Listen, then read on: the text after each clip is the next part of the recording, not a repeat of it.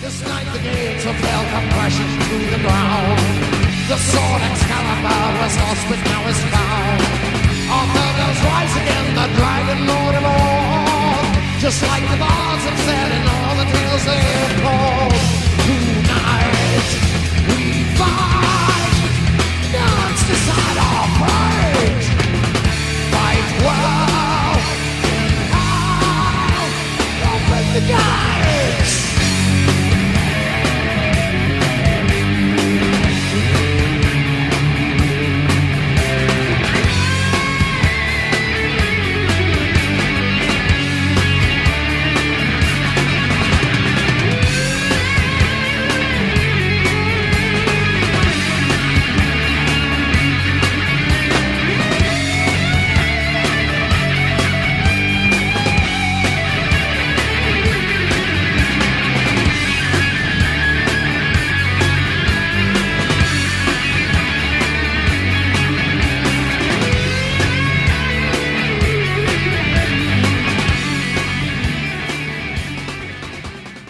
Who did the artwork for Crystal Logic? His name was John Jenks. He was originally from here in Wichita, I think, but moved out to New York soon after he did that cover for us. But John Jenks, and I have no idea what he's doing nowadays. Haven't been in touch with him, so. But pretty cool piece of art, especially for back then. Sort of a cross between airbrush and actual hand painting, so oil on canvas. So I actually own the original. I actually commissioned it, so I own the original. It's hanging up on my wall. I'm looking at it right now. It's really cool. Wish you were here. I wish I was there as well. Let's see. What's with the album cover for Metal? Most of your other covers are very expressive, but this one just has metal and shiny letters. Yeah, I think we were stoned. I think we must have been in one of those days where it didn't matter. Well, what do you want to do with that? Yeah, that looks good, man. Just run with it. To tell you the truth, the original was supposed to be a lot different than it turned out, and I'm not even sure what to say about that, except that when the positives came out and the press was done, you couldn't even see a lot of the detail that was in, because there's actually, on the original, there's like a red river that runs underneath, like a river of lava that runs underneath the word metal, and there were mountains and stuff and lightning in the background, and all that shit ended up just turning to black in one of the transparencies that they did, and unfortunately it got run on the releases like that, and we were poor cowboys from Wichita, Kansas. We couldn't afford to go back and fix the shit. And back in those days, we were lucky to sell, 1,000 or 2,000 copies of the album anyway. So, we were distributing the stuff ourselves. We were getting no bites on anybody that we were sending demos to in the labels. I mean, we sent them to everybody, major labels and small labels alike. And it wasn't until we put out our own album, Crystal Logic, where we started actually touring a lot within the state of Kansas and the tri-state area around us and stuff. And we actually made a decent amount of money that we poured a lot of resources into doing the Crystal Logic album, and hired a good artist and everything. And it turned out a lot better for us, and that's really sort of what launched us. That, along with the song Flaming Metal Systems being on U.S. Metal Volume 3 on Shrapnel Records, that really gave us the big start and the introduction to the international community. And luckily enough, it was pretty much the most popular song off of that album. And so that gave us, and at that time, Mike Barney and Shrapnel Records were pretty much in the limelight, and people were paying a lot of attention to him because he had the Rods and Vicious Rumors and other bands, you know. And I think maybe even Exciter was even on one of those albums, maybe the album we were on. And so, you know, we were in good company. It was a good introduction to the international metal community for us. And what was strange was, you know, I actually went out to San Francisco and met with Mike Marnie, and he sat and listened to the Crystalogic tapes, and because he was wanting to sign us, and he told me, yeah, I really love the intro, meaning the prologue, which is like a minute and a half, you know. Mm-hmm. He said, but the rest of it sucks. And, and I was like, what? He said, I just hate the rest of it. The music's terrible. You know, I don't like it. Doesn't have the feel. And then he said, but if you can give me a whole album's worth of songs sound like Flaming Metal Systems. Well, see, I'd written Flaming Metal Systems just for that album. And so I geared it towards the style of music that was, you know, being presented, you know, on that album. And I wrote the lyrics specifically for that release also. But he told me, you know, if you can give me a whole album's worth of material that sounds just like that song, you got a deal right now. And I said, well, this album's already finished and it's ready to go. And, you know, I've got all my money wrapped up in that. This is what I want to push. And he said, well, we don't have a deal then. And I said, well, yeah, I guess we don't. So anyway, it seems funny to me nowadays because Crystalogic is revered as our iconic classic album, you know, the one that's supposedly the baby doll of all of them. And I dearly love the album. It was definitely where we started to find our sound, you might say, which to me is like a crisscross between epic doom, thrash, classic, and speed progressive metal, whatever you want to say. My whole plan has always been to touch on as many, you know, facets of fusing metal music together with other things as possible and still making it sound cool. And so it's been helpful. We tend to cross over into all markets because of it, which is rather nice. Who mixed and mastered? Surprising. Uh, Say what? who mixed and mastered Crystalogic? Actually, well, the engineer was Larry Funk, who worked on an awful lot of our albums. But the guy that actually produced it and ramrodded the engineering and the mixing and everything was Mark Mauser. And he was actually a local producer here in Wichita. And he was vital to helping us become educated as a band as to how to get, you know, the sounds we were looking for in the studio. Because we really had a hard time achieving in the studio a sound that matched what we sounded like live. And as a matter of fact, that's the main reason we shelved the Dreams of Eshkatan material that later on was released as Mark of the Beast and is now finally released again as Dreams of Eshkatan. Anyway, all of that material was shelved for like 20 some years or whatever because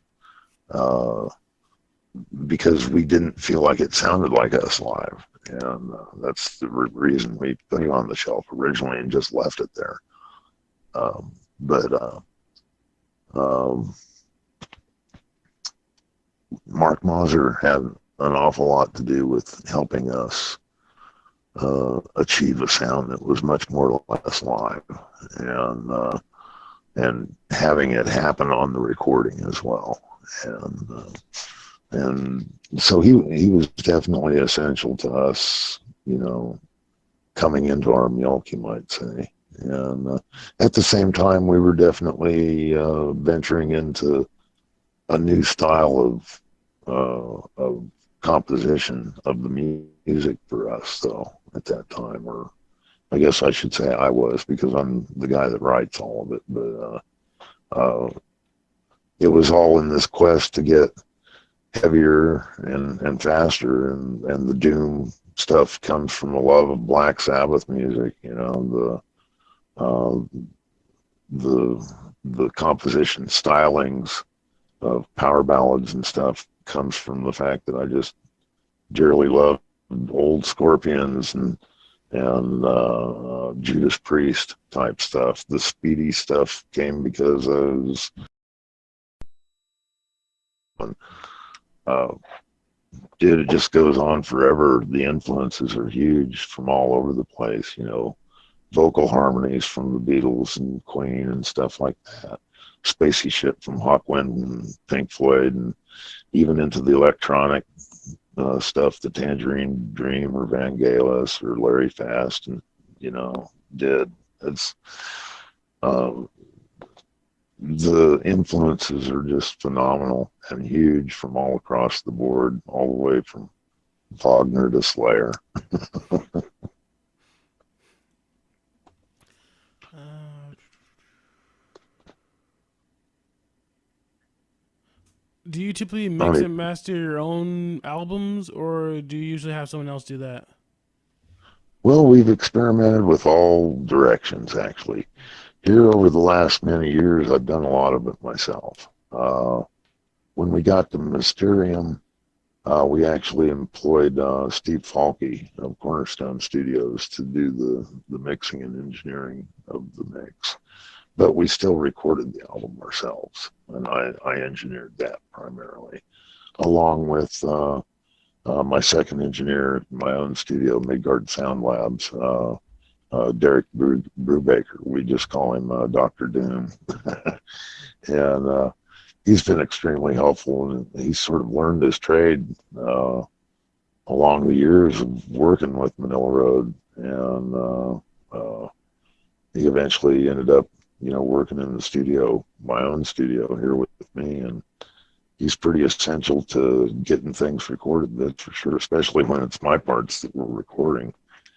And uh, but we used Steve Falke to mix Mysterium, and I was educated in the studio in the old days with analog tapes and everything. So digital recording is it. You have to have a little bit of a different approach to it, and I really didn't have the technique down very good until I sat with Steve and watched him mix the Mysterium album. And luckily, he's a friend of mine, and he was willing to, you know, share everything he was doing and just, you know, let me soak it all in.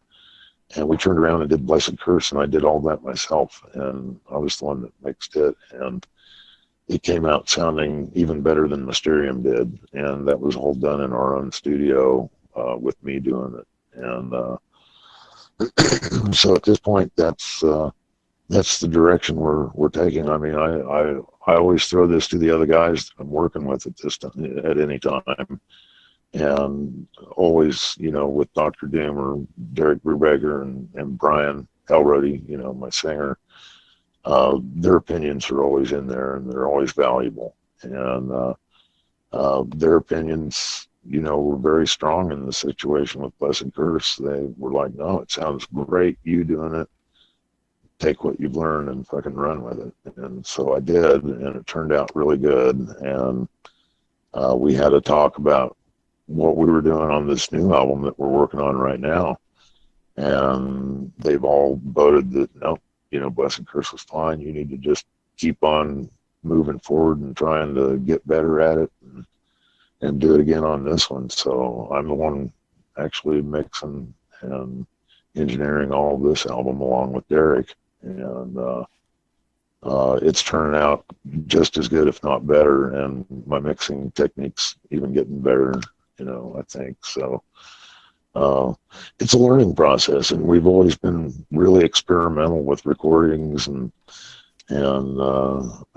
with the fusion of music anyway. So it seems to be a natural progression to just keep experimenting. And it's sort of hard to be an experimenter or a scientist yourself when you're leaving the work to someone else. And I've always been fearful, and maybe for the wrong reasons, but it is what it is. I've always been fearful that if I give too much of the control away in these cases, of mixing and recording the albums, that it'll all of a sudden become something that's not my own as much, or something that doesn't sound like what I was hearing in my head. And I think that's the primary goal right now, is, and has been for the last couple of years, is to get what I hear in the speakers to sound just like what it sounds like in my head when I'm imagining the songs. So, and I'm actually happy to say that I'm achieving that in most cases nowadays. So it's yeah. The answer to your question is it's primarily me nowadays, but I'm always willing to try something new. If I had a chance to go, record, with a really hot shot, producer that could maybe, really be mindful of what the feel of the music is, and someone who knew what Manilla Road was about, then I wouldn't be opposed to the idea of trying to do an album with somebody, just to throw off a name like Rick Rubin or somebody of that size or caliber. Not sure that would be the perfect guy to work with, but I don't know him or anything. So, but that was just the name that came to hand. But yeah, at this point, we all sort of think that if we can make it sound as good as we have here recently, there's no reason to, back away from doing it ourselves at this point. And a lot of it's, trial and error, but we've gotten to the point where we've had so many errors that now there's very few left doors to open except the right ones.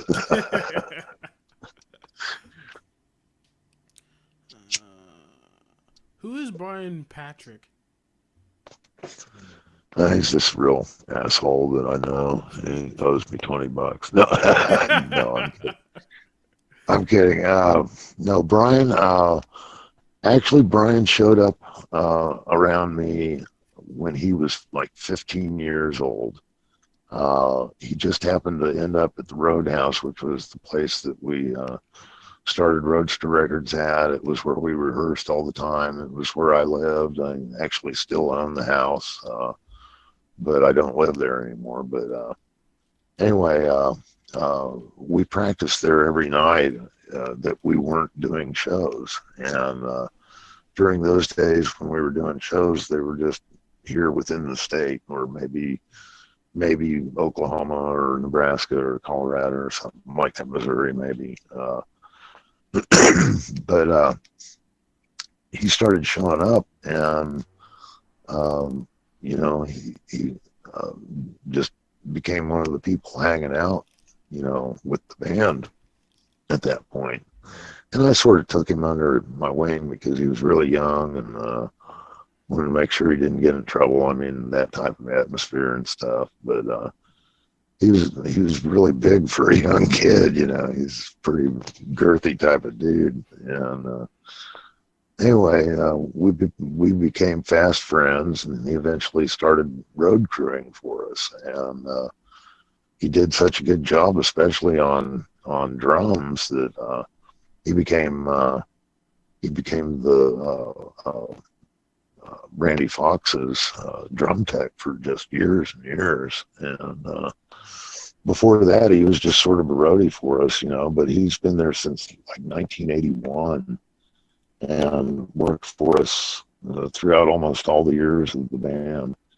And back in 2000, 2001, we discovered that he could actually sing an awful lot like me, and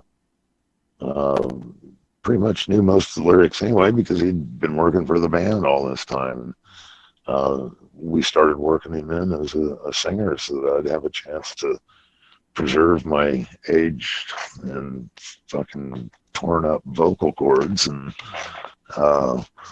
not only that, but add to the show because put somebody else singing all the time. I'm not always trapped in a microphone. I can actually concentrate on playing guitar and move around a little bit.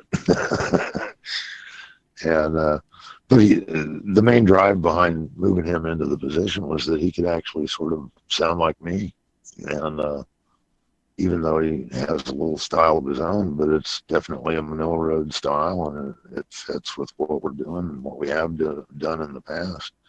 And he's, the perfect guy for the job, basically, at this point, And we've been best friends forever, seems like, and we still are. And, you know, uh, he's my living proof that even though Shark's an asshole to work with, you can put up with him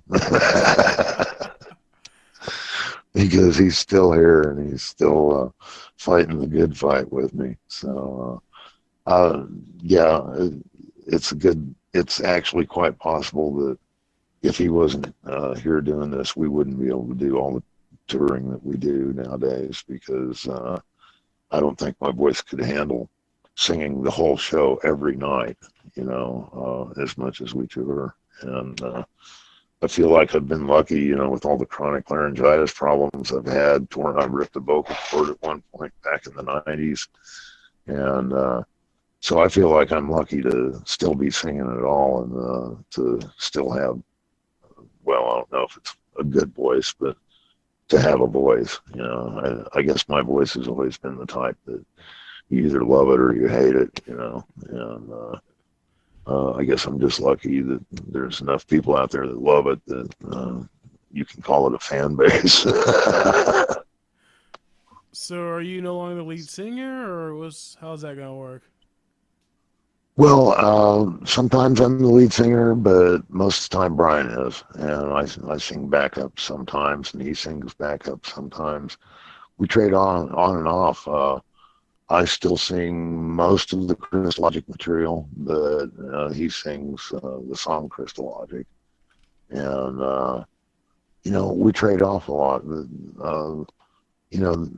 He sings, I would say, about 2/3 of the music now, and I sing about 1/3 of it, and so it's a back and forth type of thing, and it works out really good, and we've got the capability of two of us singing at the same time also, which works out pretty good for certain parts. And but he's a good front man. He's he has a good stage presence and he commands the crowd. So and like I said, we might not be able to do near as much as we do live. Without him. So it's a great thing to have him on board still. Cool. Let's see. Tell me about your new bass. Tell me about your new bass player.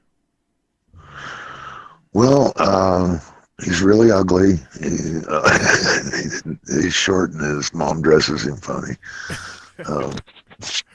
No, his name's Phil Ross. I've actually known him for about 8 years. He's part owner in a secondhand vinyl and CD store here in Wichita called Spectrum Music. There was an ad for him right there. And I think I'll send him an invoice on that. So, yeah, he probably owes me money now. Anyway, no, he's a really cool dude. He also has a t-shirt printing business, which, oh, wow. Guess what? That works out pretty good for this band now, doesn't it? Yeah. He's, what's funny is it wasn't until just recently that I found out that he was a bass player. Are you still there? Yeah, I'm still there. I'm listening. Okay, I heard a bleep and I thought maybe I accidentally punched a button. It'd be just like me to do that, So anyway, it wasn't until recently that I actually found out that he was a bass player. And when I realized there was a possibility that Josh might not be with us, soon, I started to reach out and look around a little bit because I'm always the type of guy that I'd rather keep it localized here in my home vicinity if at all possible.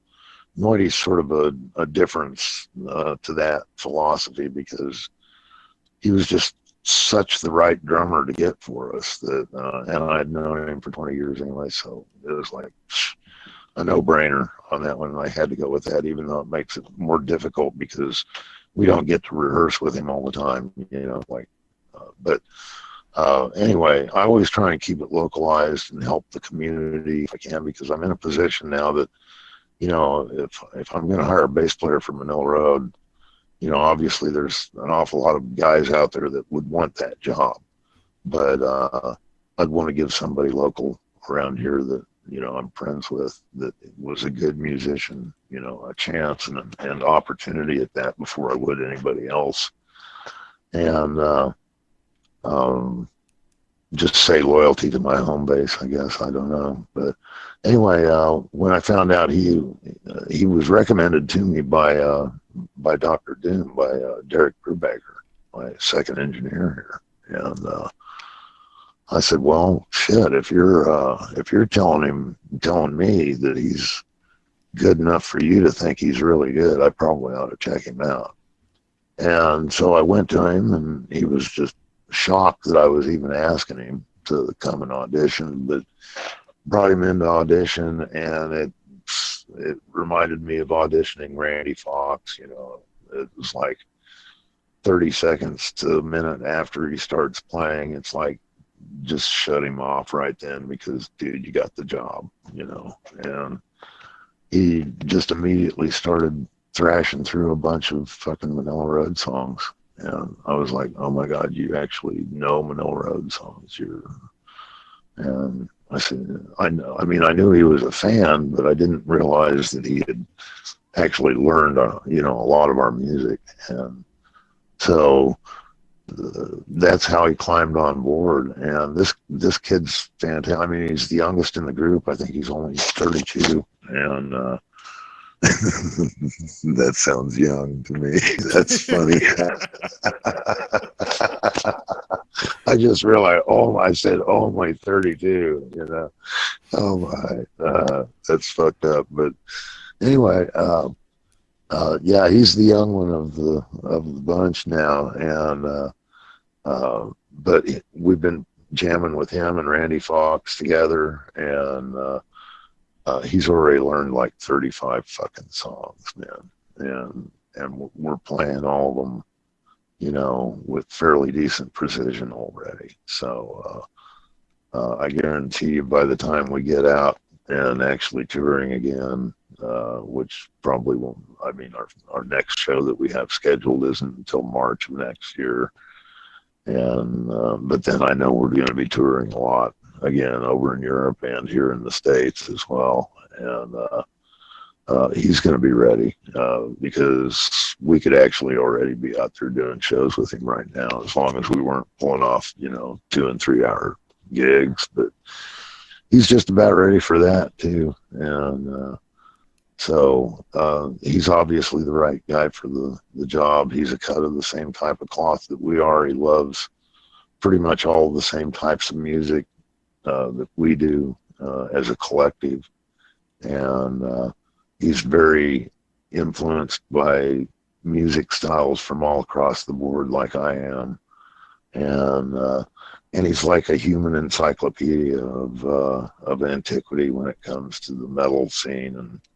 And he's sort of like Noidy, as a matter of fact, in that respect. I mean, those guys and Randy Fox, as far as, music in general, Randy's just really up on everything always. And Noidy and Phil both, have the history challenge totally locked in. And then you've got me to throw in some stupid, obscure thing that nobody's ever heard before, like, Lou Graham's real name was Louis Gramiti Kelly, And of course, most people now in our genre go, who's Lou Graham? Is it Foreigner? The lead singer for Foreigner? They're like, oh, who's Foreigner? And I'm like, yeah, never mind. Once again, showing my age there, aren't I? Yeah, I should quit that, I bet. Okay.